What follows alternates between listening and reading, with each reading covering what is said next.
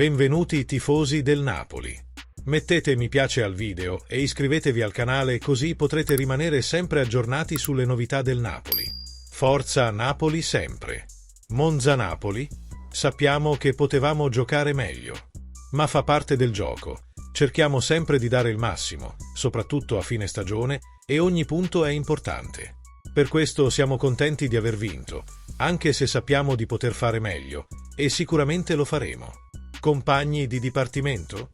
MC Tominay è un bravissimo ragazzo e anche un grande giocatore. Per me è molto facile giocare con lui e Anguissa, perché sono molto forti. Per noi è molto importante il contributo dei centrocampisti offensivi al raggiungimento degli obiettivi. Mi piace giocare con tutti, perché sono tutti forti e anche simpatici. Per noi è molto importante anche l'intesa. Mi sento un leader? Sento una responsabilità, perché sono qui da più di 5 anni. A tu per tu con l'Inter? Essere primi è importante per me, per la squadra, ma soprattutto per il Napoli. Possiamo tornare a sognare, è tutto nelle nostre mani. Non è facile giocare contro qualsiasi squadra in questa fase del campionato.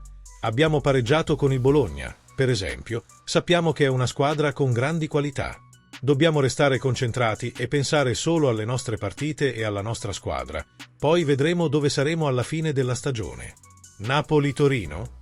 Non vedo l'ora di giocare contro Maradona domenica. Sappiamo che il Torino è forte fisicamente e ha anche ottimi giocatori con qualità individuali. Ogni partita da qui alla fine del campionato ha le sue insidie. Lo abbiamo visto anche contro il Monza.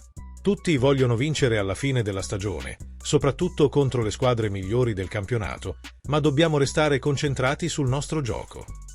Cosa ne pensi, tifoso del Napoli? Lascia un commento al video e iscriviti al canale. Forza Napoli sempre!